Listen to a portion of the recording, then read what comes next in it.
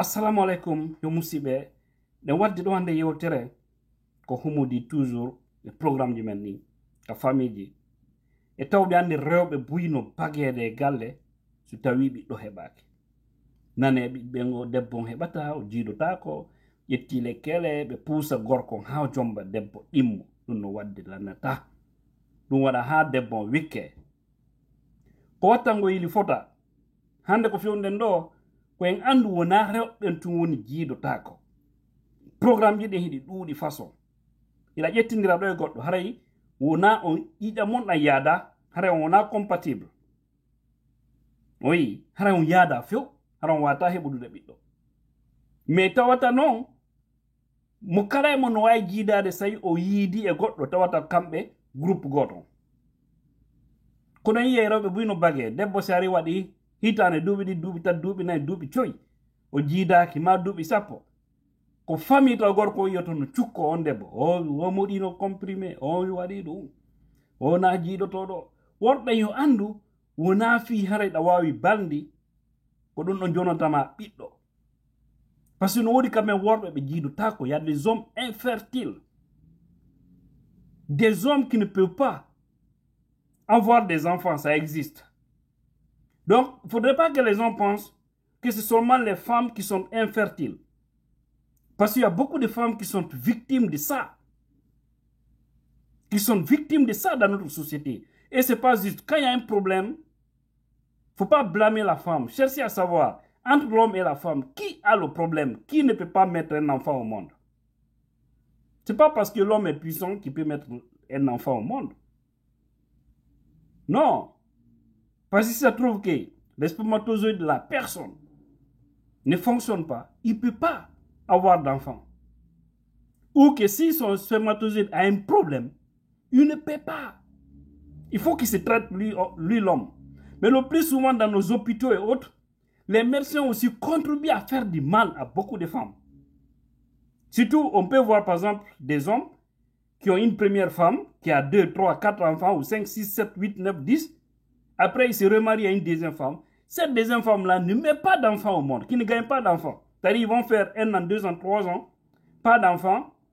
Et quand les gens vont à l'hôpital pour vérifier, les docteurs, le plus souvent, leur question, c'est de demander, est-ce que ton mari a des enfants?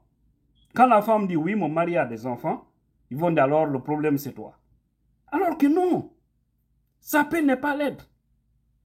Peut-être au moins où l'homme l'a gagné ses enfants, tout était bon. Mais il peut avoir un problème par la suite. Un problème qui peut ne pas lui permettre d'avoir des enfants. Donc dans ce cas, il faut contrôler. Il ne faut pas blâmer toujours la femme. Ou des fois, la femme, on dit, bon, tout va bien, mais pourquoi il n'y a pas d'enfants?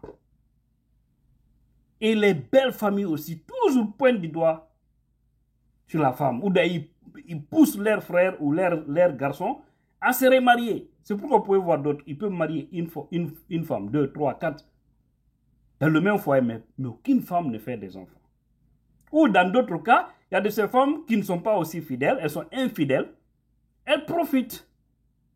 C'est-à-dire, quelqu'un les met enceinte, l'enfant là, on envoie dans le foyer. On voit tout ça. Parce que, bon, ça existe au fait. Harambe wata il foda.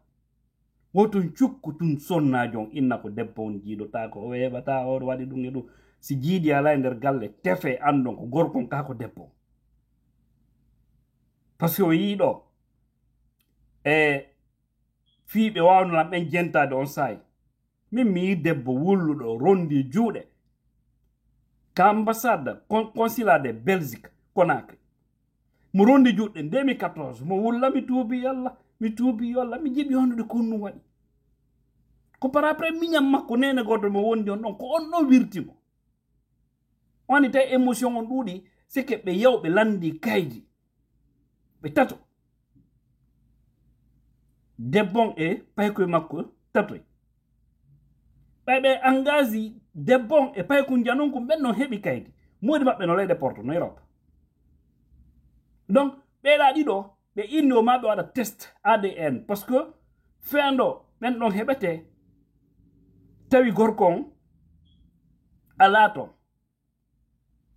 e oɗa kadi ko gorko yahayno arono kamen mawnal pandi donc ɓe waɗi test ADN o goto yalti positif ɓeɗa ɗiɗo kala yalti négatif tout ko koye ɗiɗoy ta waya on no ka université waya no ka lycée ɓe fof ɓe janɗi consuma noon ɓe reseti ɓeni testade noon yaada wona on gorko engage ɗo ɗon fi naɓugo ɓiɓɓe mum ɓen e ɓeygu mum wona on ɗon woni baba ɓen ɗon ɗiɗo debbo norondi juuɗe e wullugol ɗum ko fenande mi tuubi yo Allah onon debbo yaya ko ɗum minnanoma e saayi ya yiwɓawo on fuu so ɓokkanama nanola joni noon e hino jagatay gorko on nde o ari o ara o yaha Guinée mais ko woɓɓe woni fembande ɗum ala lannude oyi suba ɗin fof no woodi rewɓe ko kamen no anda haray modi maɓɓe no mari ɗin probléme ji kono ɓe watta ko ɓe yaɓe heɓana jaatigijo maɓɓe gorko on femba are gorko ganda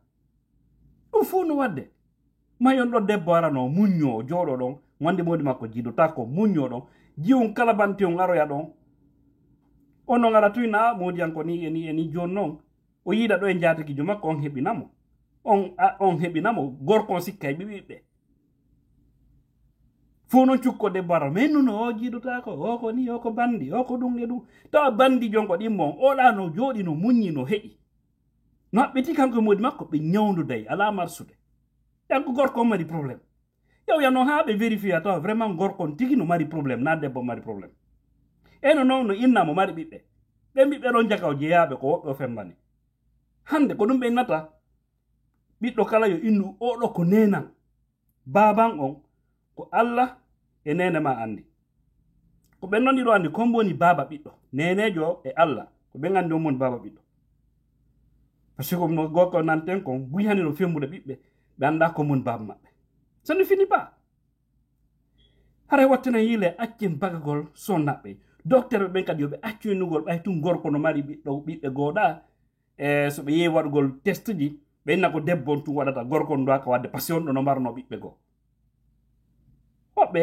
nawnarno hay ɓe hewtitade tout ça ha juwel ha fii haray koyen watta yile par ce que so yila wolde ɗum mi ségrégation ji mum buy ko woni wadde rewɓe buy no perdude dewle mum so waɗi piiji haray le pelletna kam on probléme on ko gorko on woni probléme o awa ko anndingoye meɓen affaire jiidi na gorko na debbo tun nde worɓe kam no woodi ɓe jiidotako ma haara ɓe mari probléme ono rewɓe heɓirta noon probléme fi jiidi maara ƴiƴa maɓɓe ɗa groupe maɓɓe o yaada tawata komo kala so jombidire goɗɗo jiido accen ko ɓen takon cukkagol goɗɗo e hoore kon anda Allah no wallu en faalaɓe jiidi fof heɓa jiidi amin marɓe ɓen ɓeydanaɓe wurnana en faɓɓen fof waɗa barke maɓɓe onɓe ɓe ɗaɓɓude newnaɓe no ɓe heɓira allahuma amin giɗo monti jala puissance